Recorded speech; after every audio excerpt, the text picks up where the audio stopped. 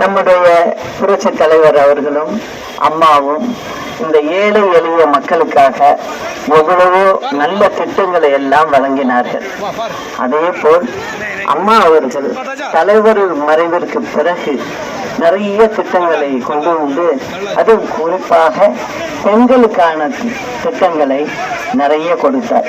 அதாவது தொட்டின் குழந்தை திட்டம், அம்மா உணவகம், அன்னதான திட்டம், மருந்தகம், ஏழை குடும்பங்கள் வீடு கட்ட சிமெண்ட் குறைந்த விலையில், ஆடு மாடு கிராமப்புற மக்களுக்காக வழங்கியது, தாலிக்கு தங்கம், பள்ளி படிப்பை முடித்த பெண்களுக்கு 25,000 ரூபாய் தொகையும் 8 சவரன் தங்கமும் கொடுத்தார்.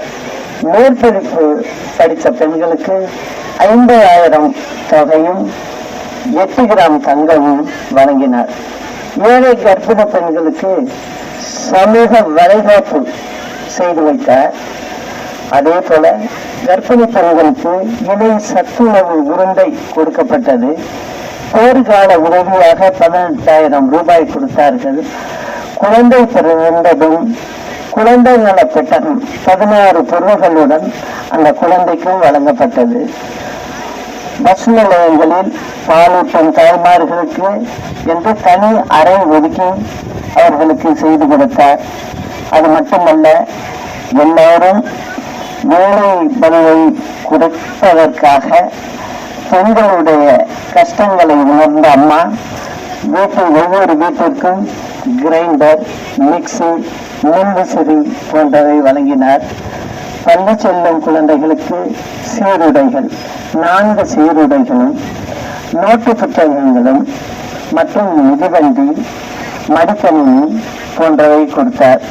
அதே போல தமிழ்நாட்டில் உள்ள ஏழை எளியவர்களுக்காக பசுமை வீடு திட்டம் என்ற திட்டத்தை உருவாக்கி வருடத்திற்கு 65,000 வீடுகள் கட்டப்பட்டு எல்லா மாவட்டத்தில் உள்ள மக்களுக்கும் தொடர்ந்து அம்மாவுடைய ஆட்சியில் வழங்கப்பட்டது. அதுவும் சூரிய மின்சாரத்துடன் கூடிய வீடாக அவர்களுக்கு கொடுக்கப்பட்டது. அதே போல அம்மா எண்ணற்ற திட்டங்களை வழங்கினார். ஆனால் இந்த திமுக அரசு என்ன செஞ்சது? ஜனங்களுக்கு எதுவுமே செய்யலை. ஆனா இவங்க சொன்னது என்ன? தேர்தல் வரும்போது வெளியில வந்து நாங்க இதை செய்வோம் அதை செய்வோம் அப்படின்னு சொன்னாங்க. ஆனா எதையுமே செய்யலை.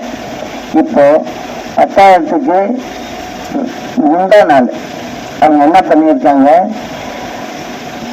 எலக்ட்ரிசிட்டி, அதாவது மின்சாரத்துக்கு அதிக யூனிட்டுக்கு விலையை மக்களிடம் இருந்து பறிக்கிறார்கள். அதாவது கிட்டத்தட்ட பார்த்தீங்கன்னா 2,21,00,000 குடும்பங்கள் வந்து ஏழை சுமாரான வசதி உள்ள குடும்பங்கள் தான். அவங்க தான் பெரும்பாலும் அதிகமா இருக்கிறவங்க. அவங்க கிட்ட கிட்டத்தட்ட 1000 ரூபாய்க்கு மேல ஒவ்வொரு வீட்டில இருந்தும் மின்சாரத்திற்காக அதிக பணத்தை வாங்குவதற்கு முடிவு செய்து முந்தான அறிவிப்பு வெளியிட்டு விட்டார்கள். இதுக்கெல்லாம் என்ன காரணம் அப்படிங்கிறத பார்த்தா, நீங்க பாத்தீங்கன்னாக்க அம்மாவோட நான் வந்து ரொம்ப வருஷமா கூடவே இருக்கேன். உங்களுக்கு எல்லாம் தெரியும். நான் வீட்டுல இருப்பதை ஒழிய முக்கியமா வந்து தமிழ்நாட்டு ஜனங்களுக்கு என்ன பிரச்சனை ஏது இதெல்லாம் நான் கவனிச்சு ஒவ்வொரு முறையும் அம்மா கிட்ட எல்லாத்தையும் எடுத்து சொல்லிடுவேன். என்னன்னு பாத்தீங்கன்னாக்க அவங்களோட குறை எனக்கு தெரியும் என்னன்னு. அதை எடுத்து சொல்லி அம்மாவும் அதை கேட்டு சரி இது மாதிரி செய்யலாம் அது மாதிரி செய்யலாம் அப்படின்னு சொல்லி, நீங்க எப்படி வீட்டுல ஒரு முடிவு எடுப்பீங்களோ வீட்டு ஜனங்களோட பேசி, அது மாதிரி மக்களுக்கு செய்யறதுக்கு என்னென்ன செய்யணுங்கிறத நிறைய நான் எடுத்து சொல்லியிருக்கேன். அதன் அடிப்படையில பாத்தீங்கன்னா இப்ப எனக்கு ஒரே ஒரு சந்தோஷம்தான். என்னன்னா இவ்வளவு நல்ல திட்டங்கள் மக்களுக்கு போய் சேர்ந்திருக்கு. அதுக்கு நம்ம ஒரு கருவியா இருந்திருக்கோம் அப்படின்னு நினைச்சு அதுல ஒரு சந்தோஷம் எனக்கு. அவ்வளவுதான். அதனால என்ன ஆகுது, இப்போ எனக்கு இந்த அரசாங்கம் பண்றதெல்லாம் பார்த்துக்கிட்டு சும்மாவே இருக்க முடியல. என்ன இவ்வளவு தப்பு பண்ணிக்கிட்டு இருக்காங்களேன்னு. இப்ப இந்த மின்சாரத்துறையில வேற ஒண்ணுமே இல்லை. அதாவது பாத்தீங்கன்னா மின்சாரத்துறையை சரியா நடத்தல அவங்க. அம்மா இருந்தப்ப நடத்தினப்ப 170 ரூபா தான் 200 யூனிட் உள்ளவங்களுக்கெல்லாம் வந்தது.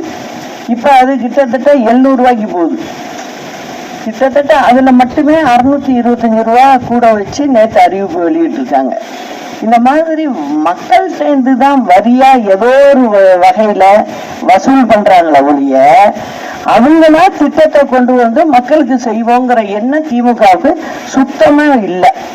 இப்ப நானும் பாக்குறேன், 3.5 வருடமா இப்ப பாத்துக்கிட்டு தான் வர்றேன். எல்லாத்துலயும் வரிய போடுறது.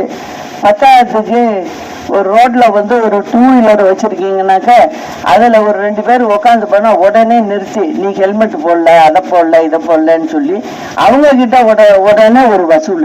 இது எல்லாமே என்ன அப்படின்னு சொன்னீங்கன்னாக்க மக்களோட பாக்கெட்ல இருந்து பணத்தை எடுத்து அரசாங்கம் நடத்துற லெவலுக்கு இன்னைக்கு அரசாங்கத்தை இந்த திமுக அரசு கொண்டு போயிருக்கு. அதுதான் நடக்குது. இப்ப வந்து மின்சாரத்துறையில வந்து இவங்க ஒழுங்கா வந்து அதை எரிச்சு பவர் எடுக்கிறதுக்கு, மின்சாரம் எடுக்கிறதுக்கு உண்டான இது இறக்குமதி பண்ற நிலக்கரியில தப்பு பண்றாங்க. நல்ல நிலக்கரியை வாங்கறது இல்லை. அதனால நமக்கு பெரிய அளவுல நஷ்டம் ஏற்படுது.